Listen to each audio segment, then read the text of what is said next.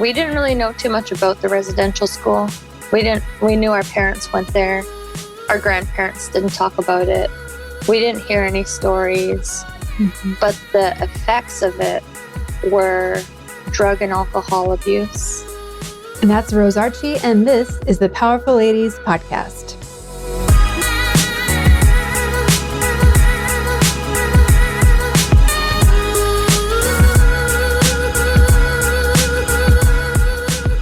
Hey guys, I'm Kara Duffy, a business coach and entrepreneur on a mission to help you live your most extraordinary life by showing you that anything is possible.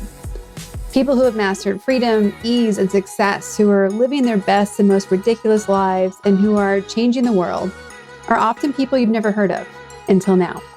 Today's guest, Rose Archie, is a badass. She's a skateboarder, a multi-project and event founder, a nonprofit founder, and she's using skateboarding to bring visibility, access, pride, and mental health resources to Indigenous communities. She is wise, she is rad, and most importantly, she's using her power for good. Enjoy this episode.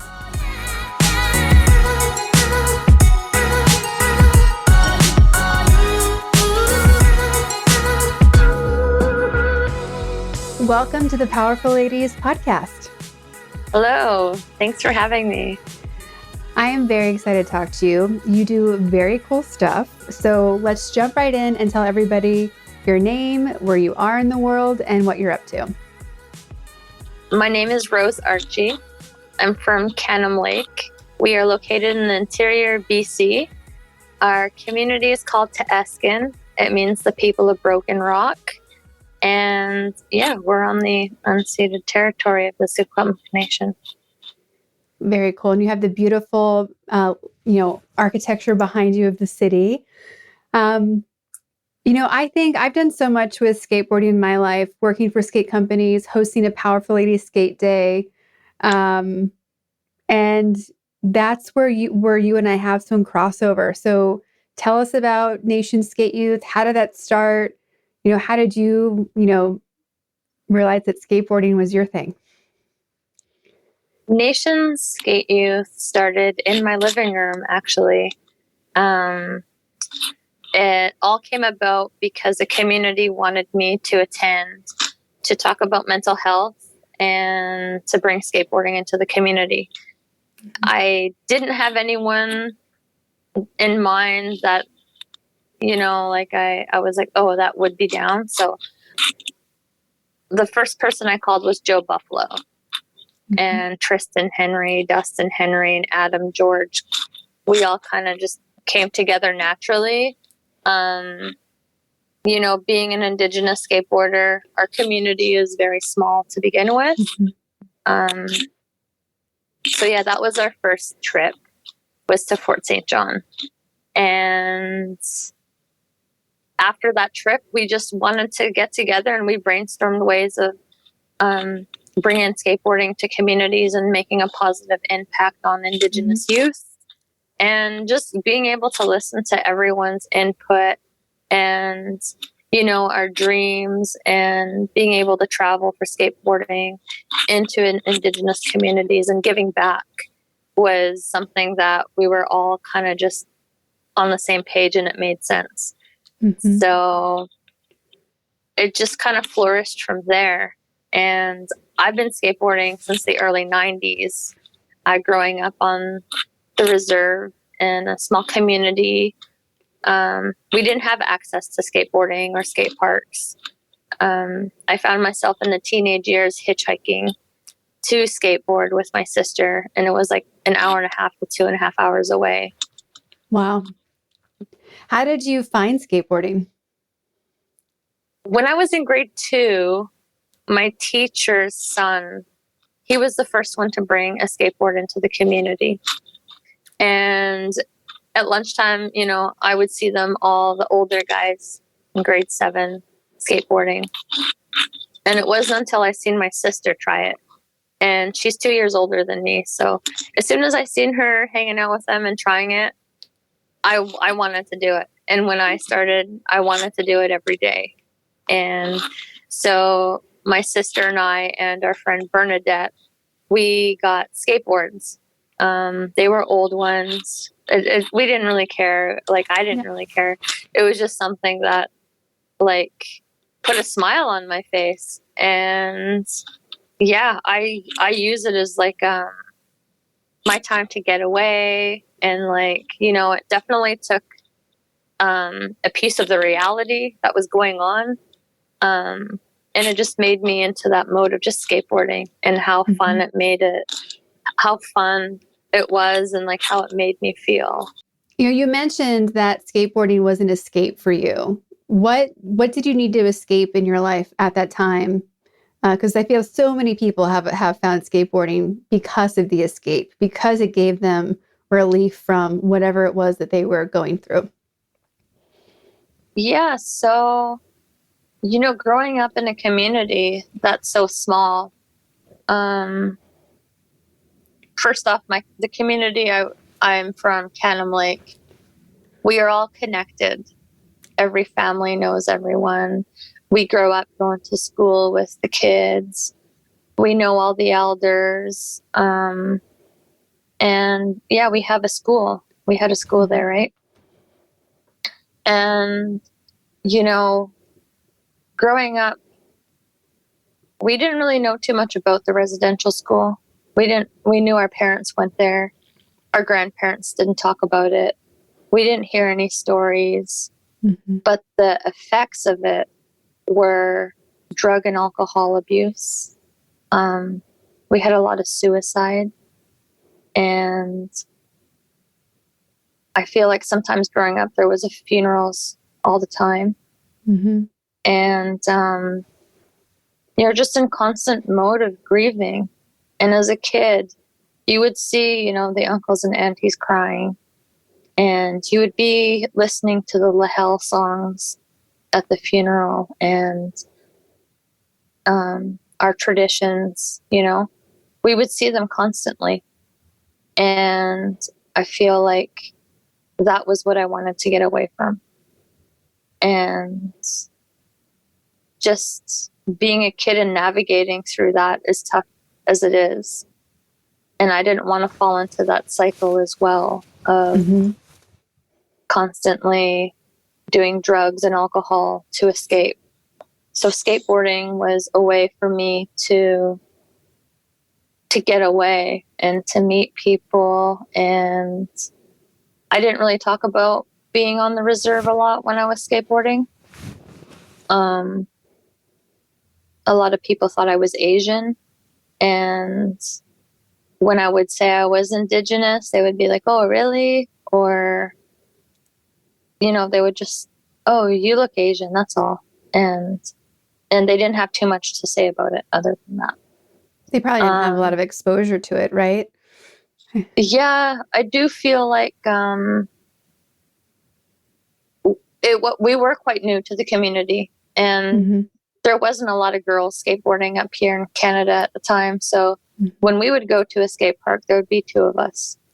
Yeah. Well, I think it's so interesting how skateboarding continues to break barriers internationally, especially with women, you know, in countries that are war torn, and really providing this sense of community.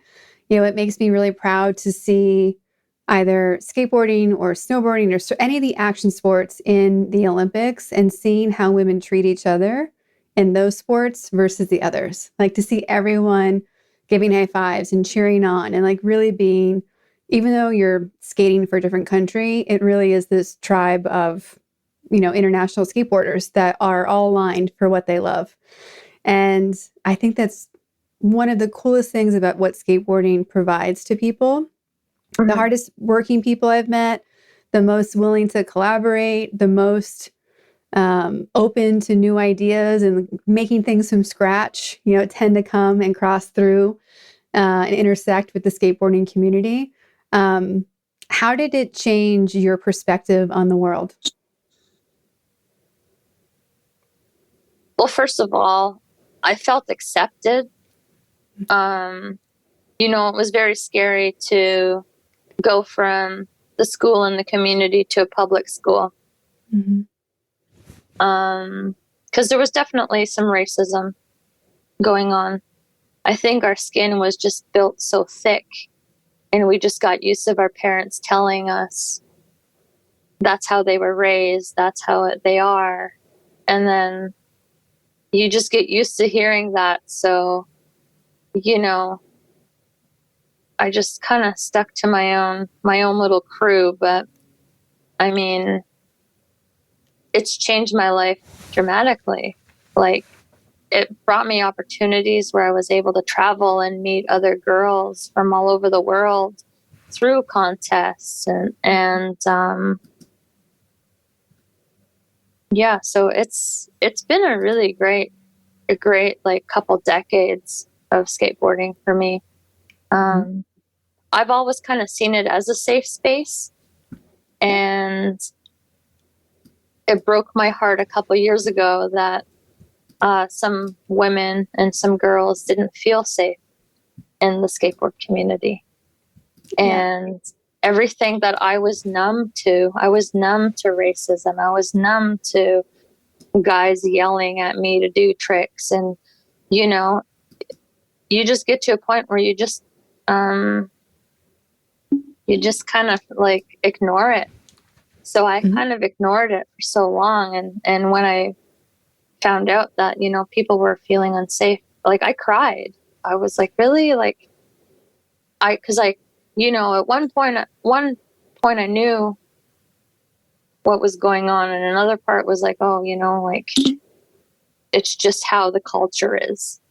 And that's just a lame excuse. So I wanted to be a part of that movement. And, you know, it brought me to organizing an event in 2015, sorry. An event called Stop, Drop, and Roll. And it's an all women's event. And I just wanted women to come together. And, you know, these events been happening in California for so long. But in Canada, it wasn't yet. Our scene was still growing. And there is that kind of joke, like we are 10 years behind the States with like fashion and like everything else. But I wanted to bring that to Canada, to Vancouver. And ever since then, I've seen the scene grow. I've seen, you know, people can come together and skateboard and feel supported. If they're a beginner, they've never stepped on a board before. Like, you know, it's something that I was like, you know, if it's not being done, I want to do it. And it's the same with Nation Skate Youth. Like, there wasn't no nonprofits going around that were focusing on the mental health of Indigenous, that were giving back through, you know, skateboarding and shoes is a small part of what we give back.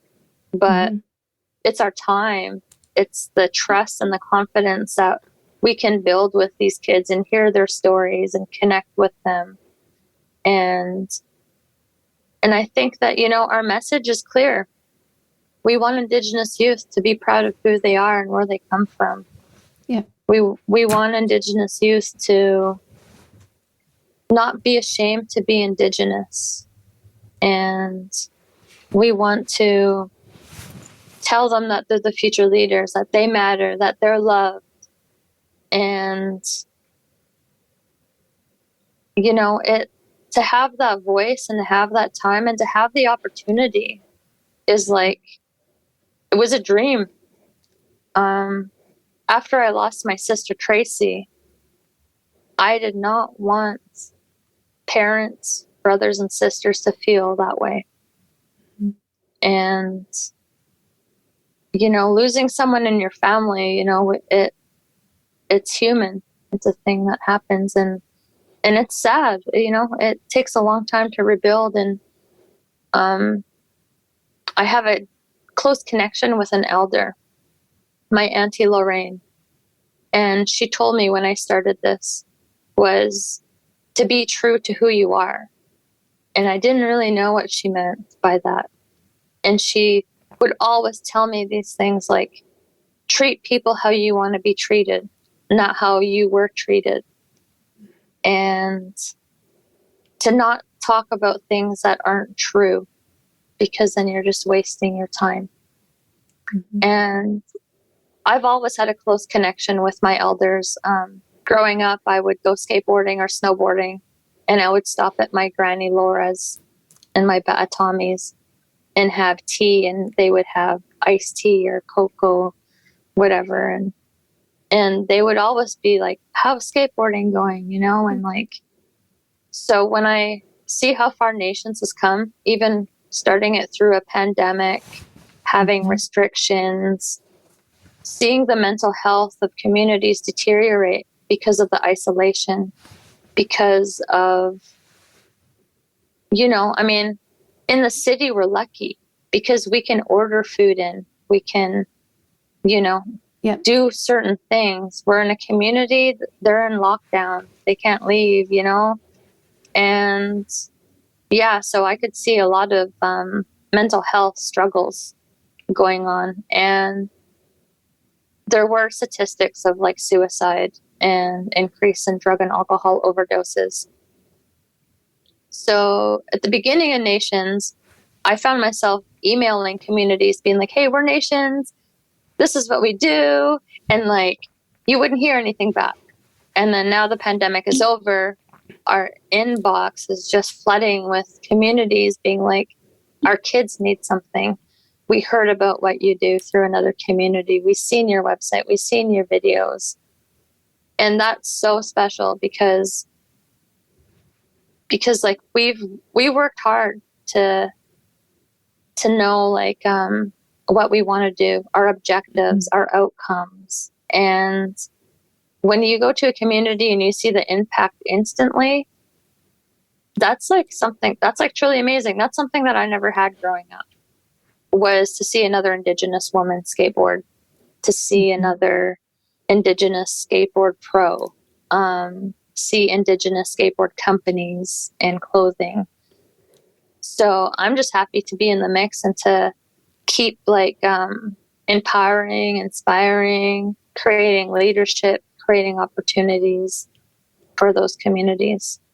Well, it feels so good when you see the impact in real time, right? Like I've worked with a company called Project Bike Love, and it's women bringing bikes to people who've never had bikes because they love bikes. And see, like, it's the same as like, you know, when you're coming in with skateboarders and showing them and hanging out, like it's real time opportunity to see someone's face light up and to wow and to try a trick or to, you know, to try to ride and be like, oh, what, I can do this. Like there's something so contagious about seeing someone's mind be blown, and like you can literally see it expand in front of you. And when you have situations like that, and I think it's so cool to be part of an organization that gets that hands-on experience, because so often when people are making an impact, it's through so many, you know, walls of, oh, I donated here, or I supported this, or, you know, so much of it's far away, but to have like right in front of you, hands-on opportunity to see how powerful you are for those people, it's amazing. Yeah, I like that when the parents and the grandparents come out, and to hear like counselors from the schools come out and tell us like, I haven't seen those kids smile like that. I haven't seen that boy smile like that. And then some kids get emotional when you give them a pair of shoes and you tell them like, no, that skateboard is yours. You can keep that helmet if you want. And some kids cry because they're like, it's not even Christmas. Like, and that gets us emotional because they're going to remember that for the rest of their lives. Yeah. And that's the kind of impact that I just want to keep doing. I want to just keep bringing those opportunities to the youth that have never felt that before. You know, you talked about there being Indigenous pro riders and companies, and so much of the skateboarding industry in the past 2 decades has consolidated. So many brands have gone out of business. So many, you know, riders have had to move to one of the, you know, big 3 or big 5 companies because smaller and smaller brands have been dissolved or eaten up. what is it like to be part of a community and brands that are, opposite the statistics and proving that they can exist despite there being huge global brands that are taking up so much of the space? There's a big shift in where people are putting their money nowadays. And you see that. Like, I see it a lot.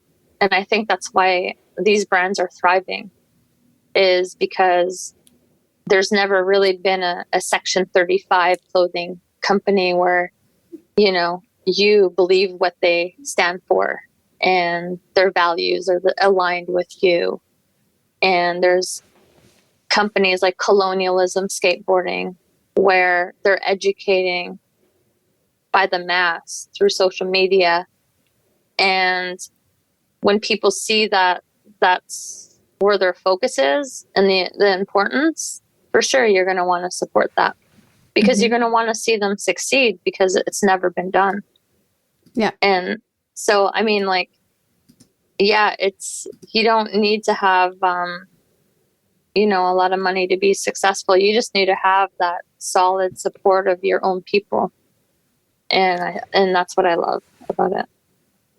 Well, and I've always loved skateboarding because there's so many stories to be told through it as a medium, even bigger than a sport, right? Because the skateboarding has always had a blurred line between sport and a lifestyle, and sport and a way of existence. And I had the pleasure a couple months ago to go to the premiere of the Cuba Skate video that came out, the documentary. And it's another example of people using skateboarding to change a community and to change a country. Every time I go to something like that, I'm left so much more inspired, because I think the skateboarding way of doing things in my head kind of also fits into the punk rock way of doing things, which is, it doesn't matter what we have, we can make it anyway. Like it's like literally, like I joke with clients of mine, besides the podcast, I'm a business coach. And like, I joke with clients, I'm like, we can start something from nothing. We can. Yeah. And there's something about being in that culture where if you give us wheels and duct tape, we will figure it out. Exactly. No, I love that. Like, when I was younger, I had a summer job, and me and my sister, we would travel to punk shows and skate contests and whatnot that were around. There were very few around, so we took advantage of it. And we would use that money in the summer to put on our own punk shows. We would, before like Facebook and like there was nothing really, no social media to contact people. So we would email real flyers. Yeah, we would email the bands and say like, hey, we'll pay for your gas money and we'll give you a place to stay. Come play the show in the middle of nowhere. And so we were doing that in the summers, keeping us busy, not really caring about the liability, or just like, we would just like rent a building, get a bunch of bands, play, have fun, and to create our own scene. And as two Indigenous young teenage girls doing that, it was like, yeah, it was a successful lemonade stand, really. Like, we were meeting people in bands and making our own posters and putting them up in skate shops and just meeting people through that way. So even in our small town 100-mile house, there wasn't anything like that going on. So we just like created it and made it happen. So I feel like I have a bit of that's been in me my whole life, of like, if it's not happening, like, let's make it happen. And like, yeah. So, I mean, I've tried to create much of, what I think is fun, and like, try to spread that love and try to spread that inspiration. And being in the skateboard scene for so long is pretty neat. You get to meet a lot of people, a lot of women that are changing the scene. And I just get a lot of inspiration from other women as well. But times do get tough, times are tough where you're like, you want to give up. And I feel like those are the times that you really see how strong you are. You really see the support network you have, the friends you have that stick by you, So my parents, they like never told me to stop skateboarding. They never were like, okay, you know, that's like, you're grown up now, put that away. So that support's been like really amazing. And I let them know all the time. I recently showed my dad a video of our nation's trip to the island. And when he was looking at the kids smile and he was just seeing what I do, it really, really made him proud. Yeah. And it was the first time really that he was like, wow, when you were a young kid skateboarding, he's like, I didn't think in my dreams that you would make it this far and do what you're doing. And I'm getting emotional because, you know, my dad went to residential school.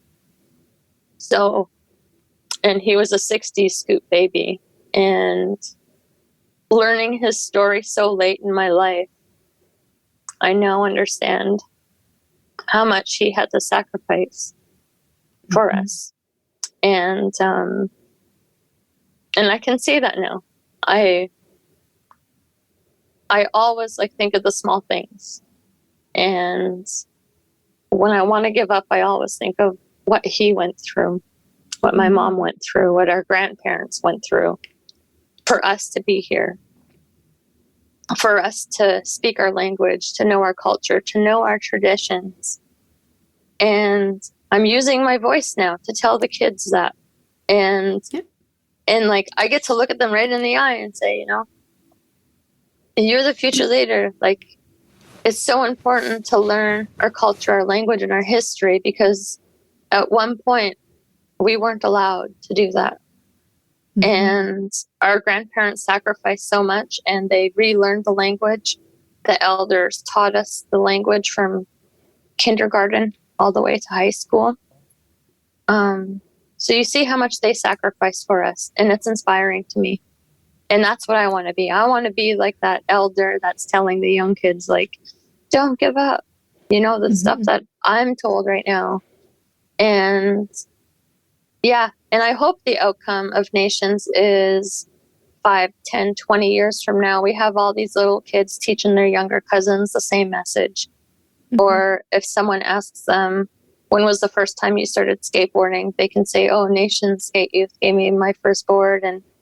And now I'm teaching my own language in my own community. And, you know, like, those are some of the dreams and aspirations that I want. And I know that all the other co-founders of Nations, they want to see the youth being the best versions of themselves. And if we can empower and inspire them through skateboarding, and they can pass it on, just making that connection. Because like what we tell the youth too is it's not just skateboarding. It's like filming, taking photos, doing the magazine, starting your clothing company, like, and then you see their eyes, and, you know, like, we stay connected with them through Instagram, or they message us, and it's neat to see that they're still pushing around and they're progressing. And it's cute when you get to a community and you meet that like 8-year-old girl who watched the Olympics because of skateboarding, and she's so excited to be Sky Brown when she grows up, and Sky Brown's only like 13 or 14 years old herself, and little girls already want to be just like her. So I mean, it's really cool to just to see them saying their dreams. And I tell them myself, like, what I'm living right now is a dream, you know, like, I've dreamt of all of this when I was 12 years old. I said, I want to work in downtown Vancouver.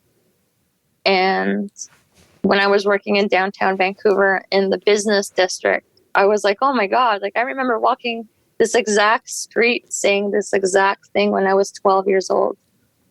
And so I've been in Vancouver for about 20 years now, and go home all the time. home is Canim Lake, and this is where I live. So, Well, and you're clearly a powerful manifester when you can, it's so cool when you can see like, oh wait, I asked for this. I said this is going to happen.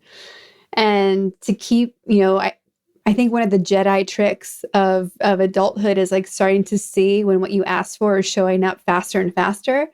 Because usually it's not until hindsight we're like, oh my gosh, I forgot I asked for this at one point. And now to really be present in the moment and be like, no, I asked for this and it's right here, right now is one of the coolest feelings.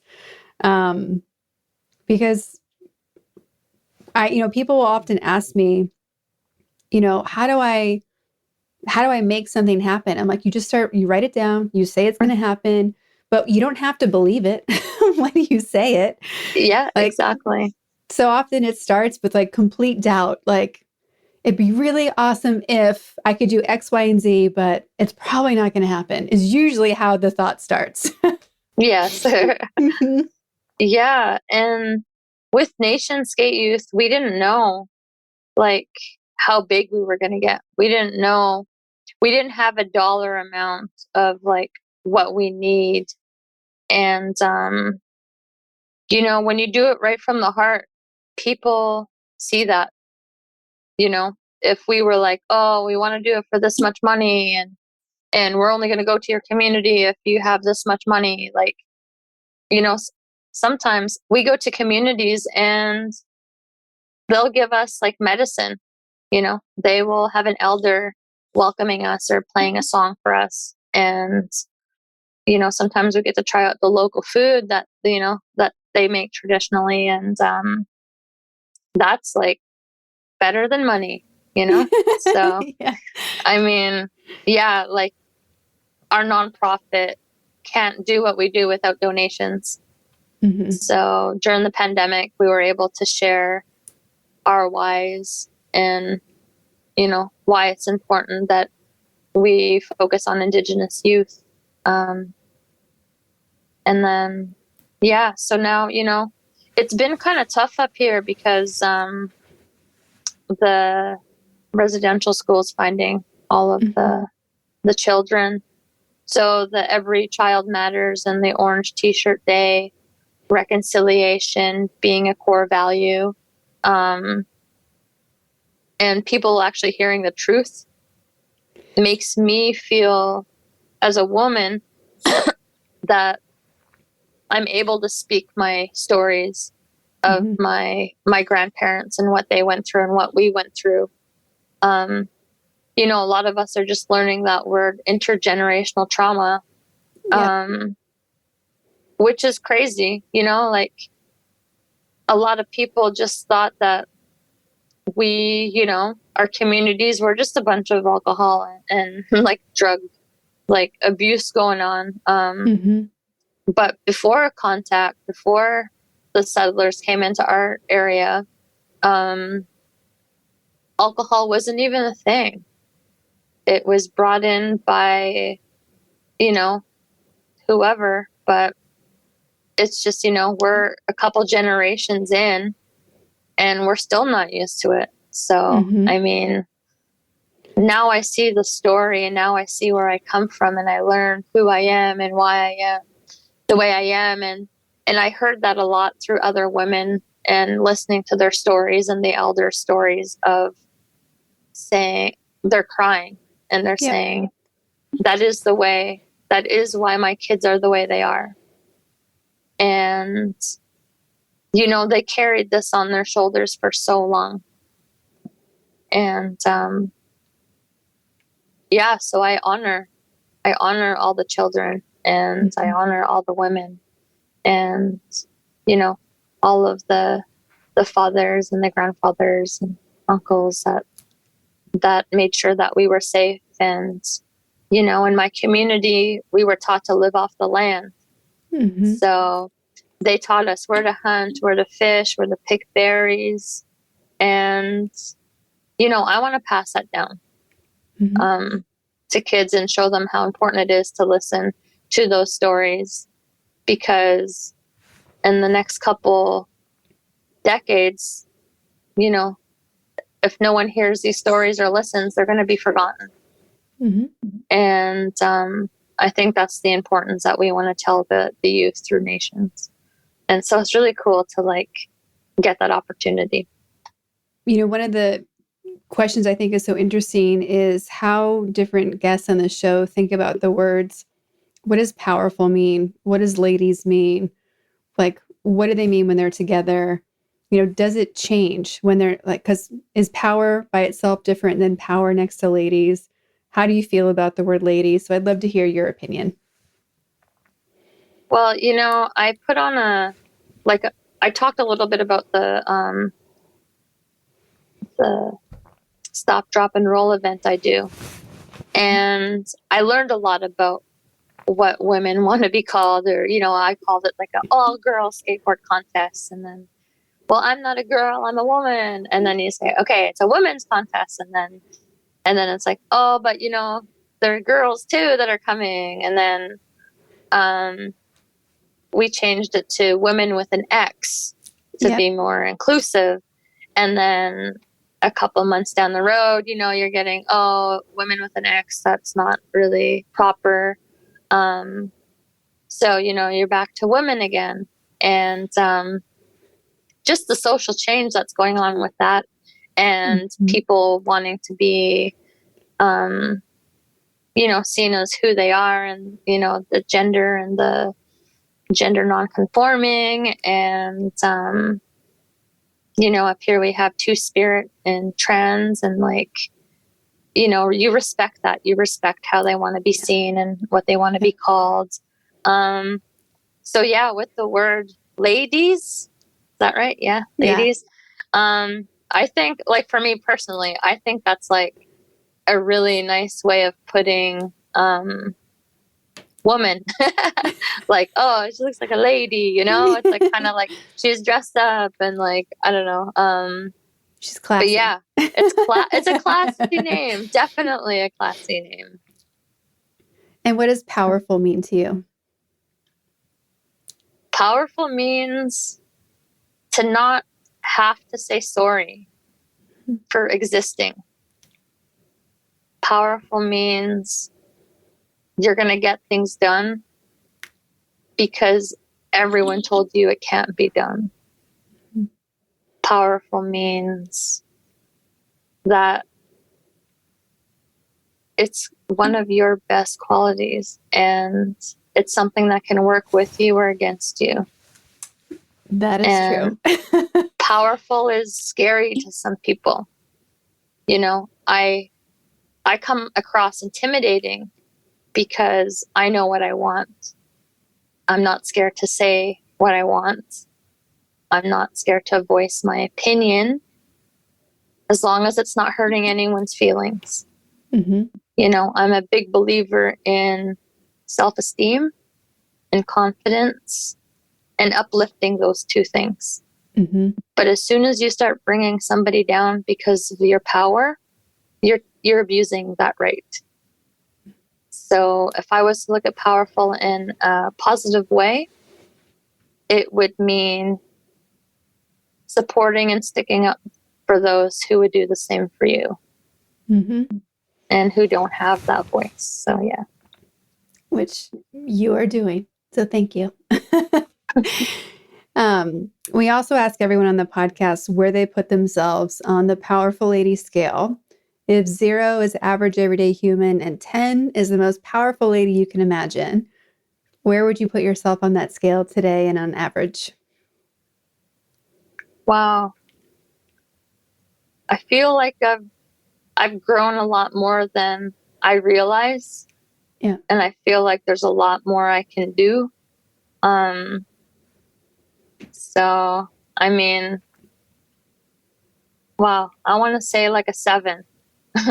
Just because, you know, there's still more that I can probably work on to get there. When you look back at what you've created and what you've caused to happen, what are you most proud of, and what was a turning point that you remember? A few years ago, I did a talk called Raven Speak. and we were going to be up on stage for 11 minutes, and I had to get a speech ready. And it was a 6-month program. We had elders come in, mentors come in, and they just kept on asking, "What's your story? What's your story?" And I was almost in tears because I was like, I don't have a story. I didn't do anything in my life. Like, I don't know. And at that time, I was driving home every 2 weeks to be with my family, to be with my nephew. And so I had a 6-hour drive and then a 6-hour drive back to Vancouver. So that was 12 hours of me just being alone. Mm-hmm. And, I had so much time to think of what my story was and why I'm here on this earth and what impact I want to make. And because I know I want to make an impact. I know that I want to leave a legacy behind. I know that I want to inspire someone else to take over nations one day, to take over Stop, Drop, and Roll one day and carry on that legacy for me. And that was when I realized at Raven Speak that I knew what I wanted to do. I knew my story. I knew what I wanted to say. And I worked on myself a lot. I worked on, who I actually was. So that was the time where I realized, okay, now I can be my true self. Mm-hmm. And what everybody else sees is just their opinion. So, yeah. Going through that experience, do you look at yourself sometimes and go, I'm a fucking badass? Like, holy cow. I think I have more friends that tell me that on a daily basis than I tell myself that. When my friends tell me that, I'm like, oh, yeah. But I think when I hear it from others, it definitely makes me smile. When I hear it from elders, I had a Shuswap teacher come up to me and tell me, I've always been so proud of you, and you never listened to me though when you were a little kid. And so when I hear stories of that, it makes me happy to see how far I've come. Yeah. As we're, in 2022 and things are starting to open back up and we're able to be together again, what are you looking forward to and what are you excited about? I'm just excited to share all the exciting projects that Nations is going to be doing in 2022. I'm excited to see the impacts that we can make with communities that are opening up and that are going to be welcoming us. And I'm just excited to see more opportunities for BIPOC arise and, more events where women are being treated fairly. Within skateboarding, it's just been recently where women are getting paid the same as the men. And that's just, from women I looked up to, like Mimi Noop, Cara Beth Burnside. I'm just looking to collaborate with more women and to do bigger things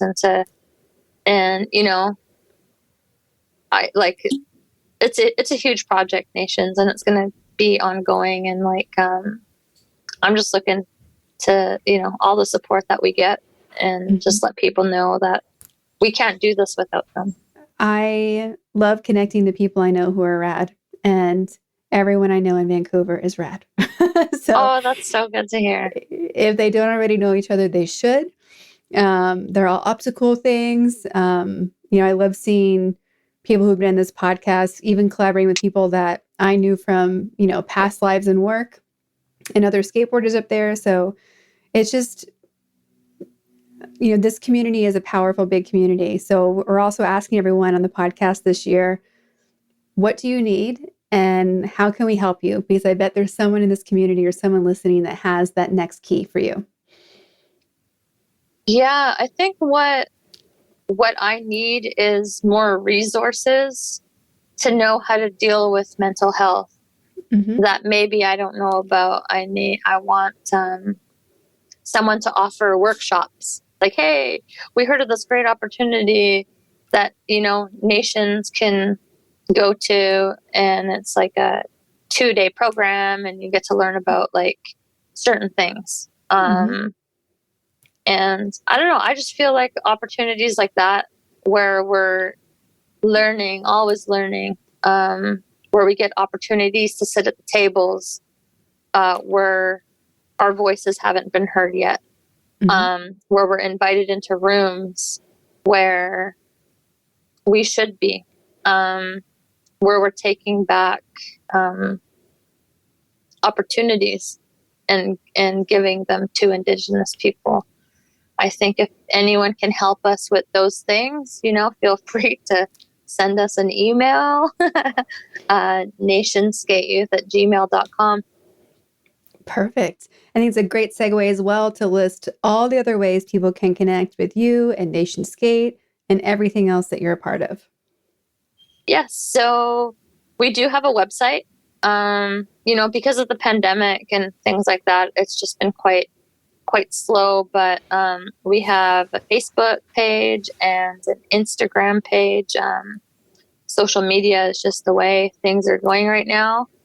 And if you want us to visit a Indigenous community near you, send us an email as well. We love to connect like that. And everything's at Nation Skate Youth on all the platforms? Exactly, yeah. Okay. And if somebody wants to connect directly with you, is there do you want them to go to your Instagram or anywhere else? Yeah, my Instagram is Skate Rosie. And you'll see all the links on there of what I do. Yeah, amazing. Well, it has been such a pleasure to get to talk to you today, to share your story. I cannot wait to hear how excited people are about this episode. But truly, it's an honor that you are a yes to me and to the Powerful Ladies. So thank you.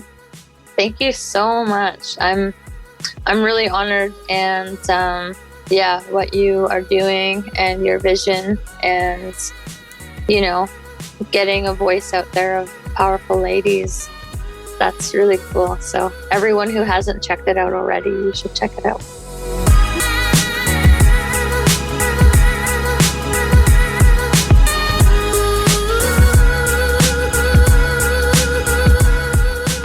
All the links to connect with Rose and Nation Skate Youth are in our show notes at thepowerfulladies.com. Please subscribe to this podcast wherever you're listening and leave us a rating and review. It's really critical for podcast visibility and getting these stories like Rose's out to as many people as possible.